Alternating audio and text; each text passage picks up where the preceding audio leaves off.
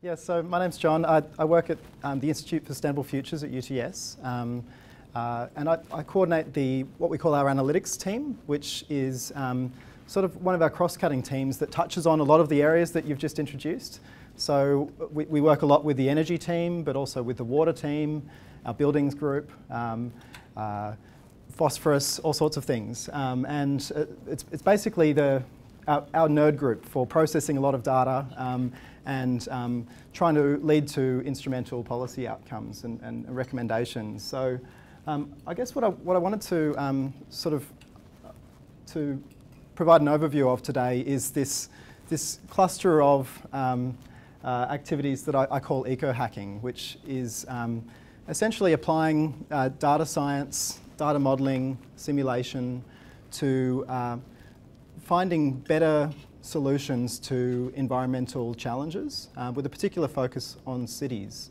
So it'll be a quick wraparound of the different stages of our project cycle through the data collection initiatives. So there's a whole bunch of new exciting data sets that are being revealed, and we're very soon going to be in a situation of data abundance, and it'll be more a matter of trying to infer insights from that data, because we're getting increasingly swamped by all these data sets. I'll also talk a bit about data integration, which is a massive challenge facing cities right now. A lot of our cities are collecting really rich data sets of energy, water, waste, transport data, but pulling it all together into a coherent form is a real challenge. So we'll talk a bit about some analyses and tools for doing that. I'll also talk a bit about methods for forecasting the resource requirements or infrastructure requirements of cities. So, and also methods for projecting emissions and pollutant levels in cities. Then I'll talk a bit about strategic assessment processes for basically assessing alternative servicing strategies around each of these areas, around climate, energy, water, waste, transport. And then a bit about this deployment tool, which is a spin-off project from my work. So just jumping in to data collection programs, the start of data. This is the journey of data. So yeah, particularly around water and energy data sets, cities typically have what we call dumb meters or accumulation meters for energy and water particularly I'm talking about now. Or increasingly they're getting smart meters, which are much more high resolution metering infrastructure that are typically transmitted wirelessly. And each of those has different challenges with accumulation meters. So this is basically the key data set in figuring out the current resource requirements of a city. So with dumb meters, we do what's called data binning, which is this really great way of unpacking the underlying signal of accumulation meter data, because as people walk around a city, they read each meter at a different time of day. And if you can incorporate that information, you can turn quarterly or monthly data into a much richer time series to figure out what's actually happening underlying demand. So, for instance, you can figure out what the seasonal component of your water demand of a city is, or figure out the heating and cooling dominant loads in your residential stock. So that's one process from a situation of dumb meters, but increasingly we're finding that even cities in emerging economies are moving towards smart meter data, so smart meters, because ultimately they lead to a lower collection costs, data collection costs. So despite an initial outlay, you end up with much better data and lower ongoing operational costs.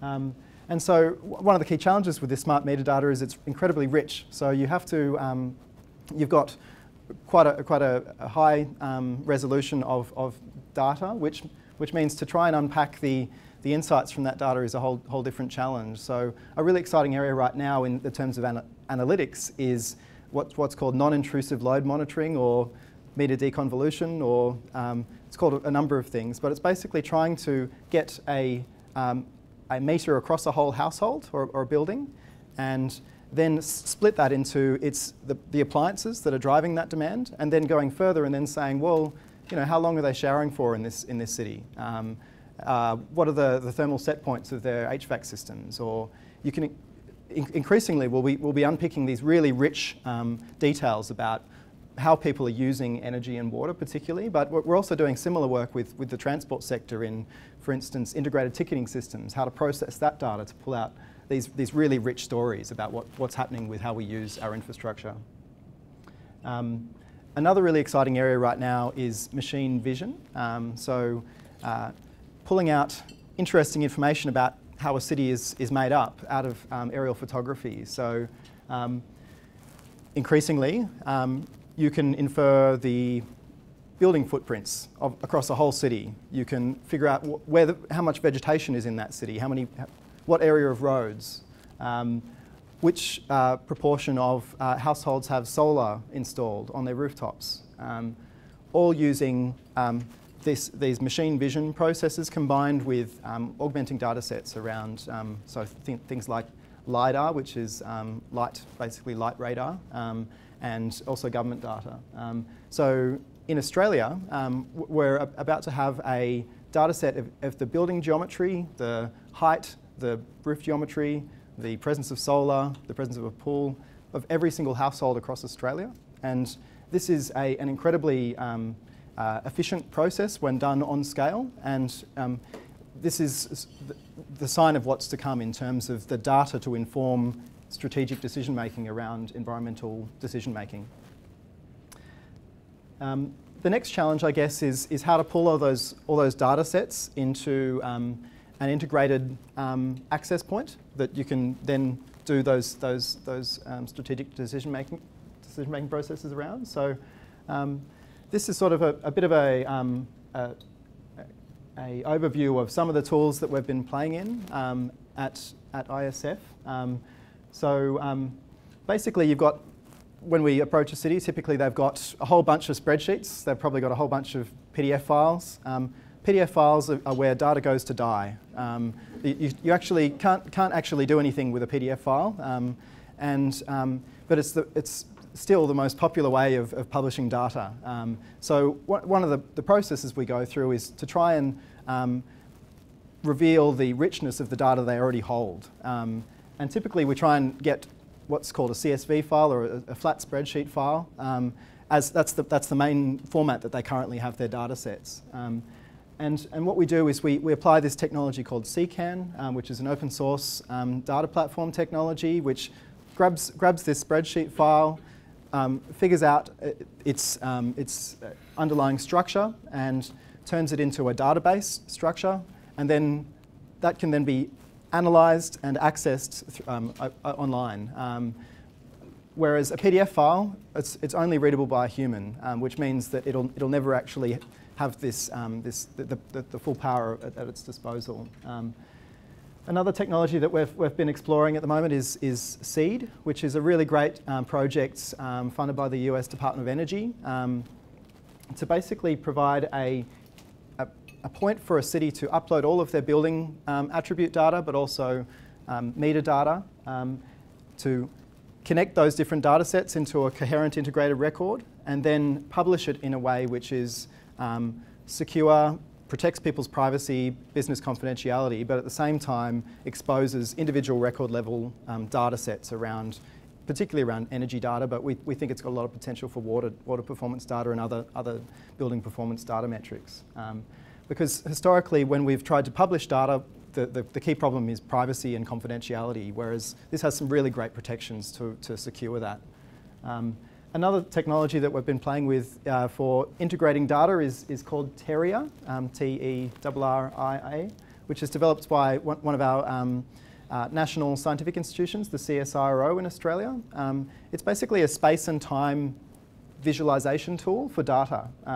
So you can drop a CSV or a spreadsheet file that has some sort of reference to a spatial point, so a state, a census collection tract, or some sort of spatial reference, but also optionally a time reference. And then it can produce a space and time web-based map of that particular data set. So linking together things like CCAN, but also SEED to this Terrier platform, we think we can provide a really great way of integrating a whole bunch of data sets to provide this really rich picture of how a city is performing. This is an example of one of the Terrier deployments that we've been working with, so ISF and the CSIRO's Data 61 team. So this is what's called the Australian Renewable Energy Mapping Infrastructure, or AREMI, which is a special instance of that Terrier tool I just described. And the project is basically pulling together data sets around energy across the whole of the Australian electricity market. So this is every single zone substation around Australia, transmission lines across Australia, but also then looking at the future plans for that system. So where are augmentations of the network required? So where is there a lot of growth in particular locations, and the utility has to increase the capacity of those zone substations or transmission lines. And then we go a next step and say, well, how could we potentially avoid that network investment more cost effectively by doing, for instance, local distributed renewable energy projects or demand response projects to defer or entirely avoid a substation or transmission line augmentation. And we see this as a really great opportunity to reveal new sources of value and lead to better outcomes as far as the design of energy systems particularly, but we see a lot of potential elsewhere in water systems and transport systems as well. This process of pulling together data and then revealing the hidden costs associated with our energy, water and waste and transport systems.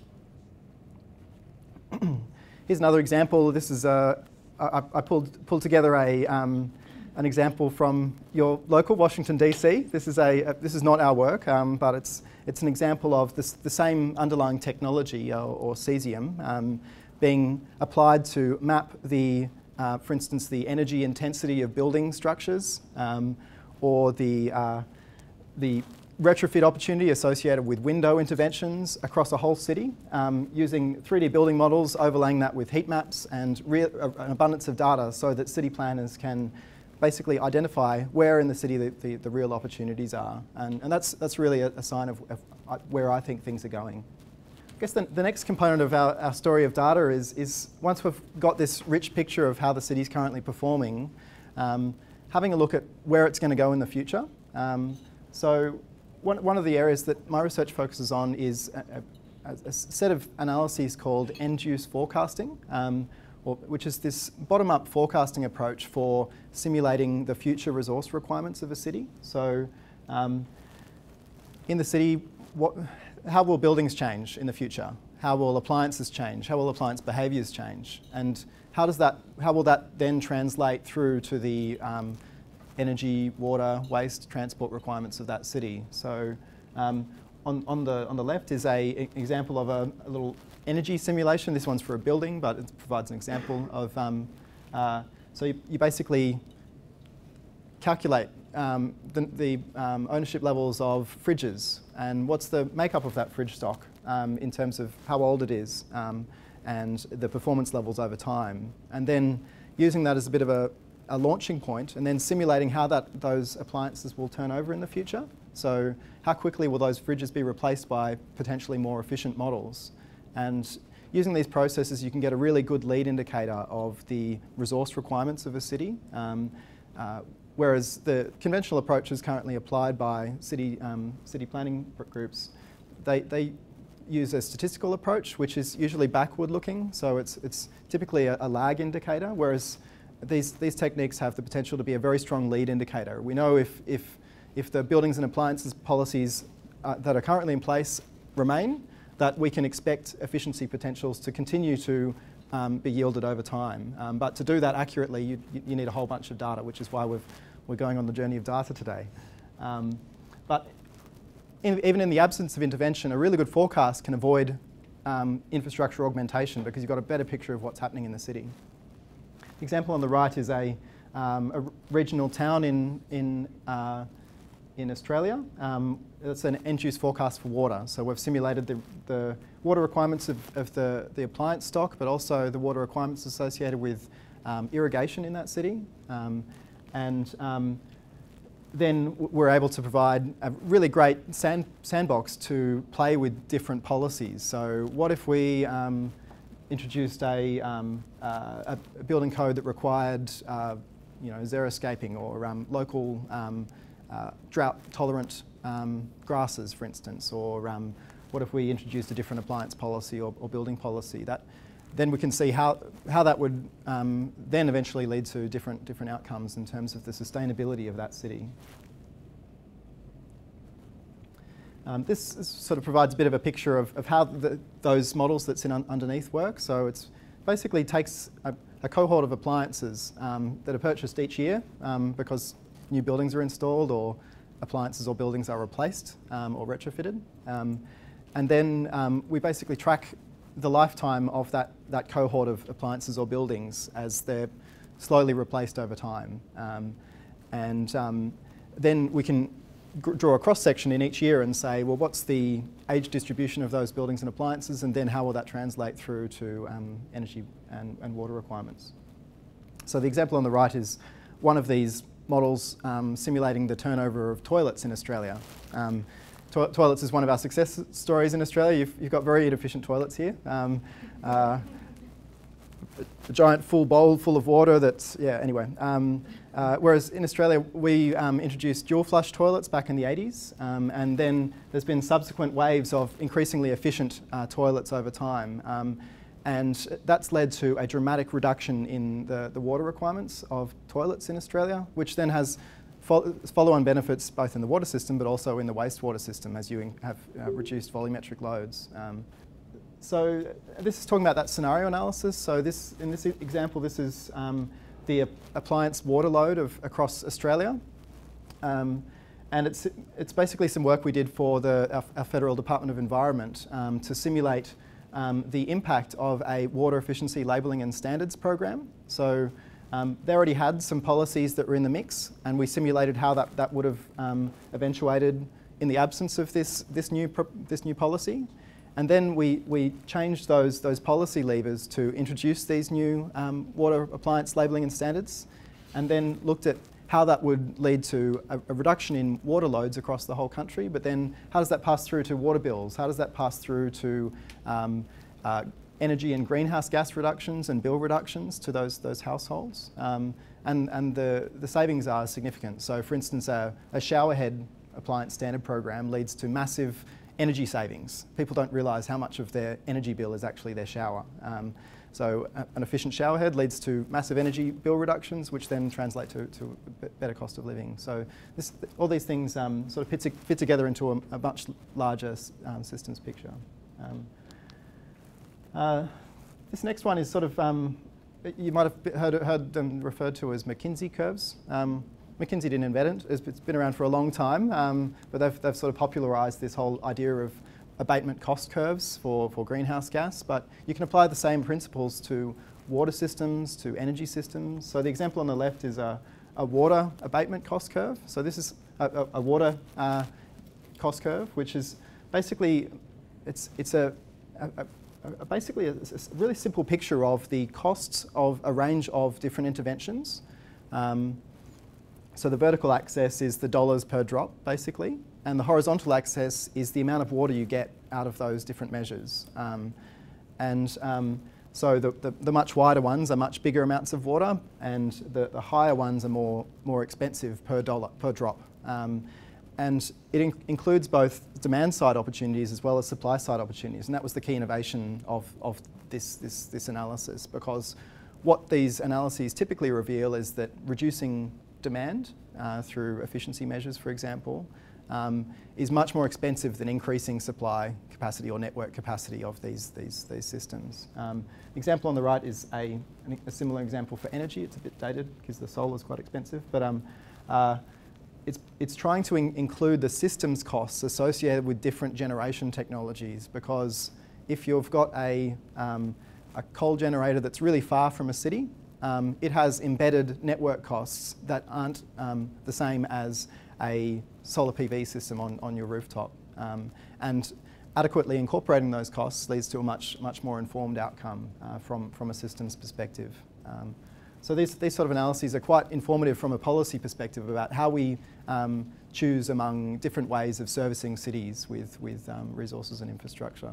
So now I'm getting into my other role at Ecologic. So this is around, so we've developed this really great strategy for retrofitting buildings with efficiency measures and installing distributed energy. But how do we actually go about deploying this at scale? Because one of the key challenges particularly with efficiency measures, but also things like solar PV, is that you've got, it's a very diffuse resource. It's spread across thousands of households with very small chunks. And that means that the transaction costs of doing this on a massive scale can become quite restrictive. So as a spin-off from my work, I've been working with a few friends to develop this rapid audit and retrofit tool for buildings. So basically you describe your building and appliances using this web application. So how many fridges do you have installed, of what type? You draw your building footprint on an aerial photograph. Pretty soon we won't have to do that because we've got that really great data set about the building geometry of every building in Australia. And you describe your tariffs if necessary, your heating systems, your cooling systems. And then what we do is here's an example of the fridge data collection. So at the top level we just say how many fridges do you have of what type? And then if you're enthusiastic, you can then go down to a next level of detail and say how old is that fridge? Or if it's a television, how do you use it? But if you don't answer that detail, we'll just use the citywide data sets for the age of that particular building or so forth. So we try and fill in as many data gaps as we can as we go. And then we simulate that building subject to a range of different measures. So we simulate how the building performs currently with all their installed appliances, the way their occupancy works, their tariffs. Then we change some things. So we might add some insulation to that building and see how that passes through to reduce loads on their air conditioner and their heating systems, and then how does that then pass through to their household bills for energy and water. And use all these simulation sequences to put together a tailored action plan for that particular building. So one of the challenges with efficiency is that one measure will work in one situation really well, but in another situation less well. So this sort of develops tailored solutions for each of those situations, factoring in things like building geometry, occupancy, tariff and climate. And then they can go through a tailored action plan that has the costs of each of the interventions, the bill savings associated with that intervention, and the payback period in a prioritised list, and they say, yeah, I'll do that, I'll do that, I'll do that. Maybe I won't do these more expensive things, and then say act. And then what we have is this incredibly rich data set across the whole city. So imagine if you could identify every single building across the city that requires an insulation retrofit or a solar PV install. So we think this could be an incredibly powerful platform for doing mass scale audit and retrofit programs at a city level. So we could identify every single household that needs that this particular measure applies, and then finance it and deploy it across the whole city and lead to much more effective retrofit programs than is currently the case. And the key driver of this is that a lot of cities are looking to decarbonise on a massive scale right now. And invariably they focus on the renewable energy side of the equation. So they're looking to install a wind turbine or some solar PV, community solar, and those things are all really important, but it's also really important to focus on the demand side as well. Because these decarbonisation strategies they're doing the same mistakes as utilities in the past, is focusing on the supply side only, when in fact the biggest opportunities are actually on the demand side. So if you are going to install renewables, you should first address the demand side so that you don't have to do as much of the more expensive renewable deployment. And I guess coming back to my work at ISF, once you've done this, this deployment of a mass scale of efficiency measures, you really need to know how that translates through to impacts on the ground. So we need to make sure that we quantify the impact of programs so that we can learn from any mistakes and build on those.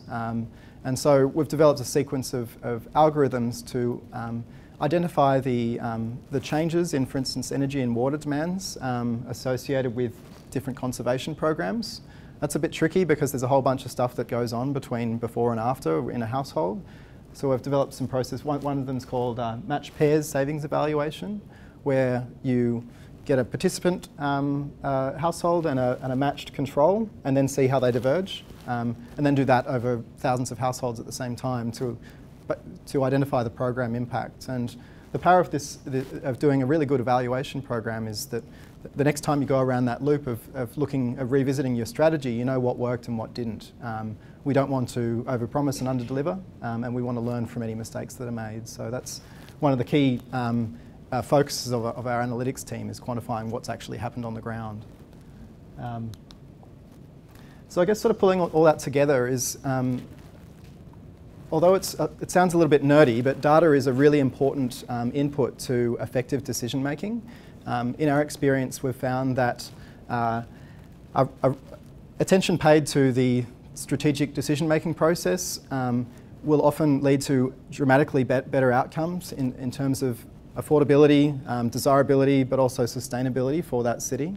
And we've found that by pulling all of these different systems together, so looking across energy and water, looking across the different stakeholder perspectives, taking this systems perspective, you end up with a much better outcome for everyone. So that's sort of a bit of a rundown of our work at ISF and also some of my work at Ecologic. But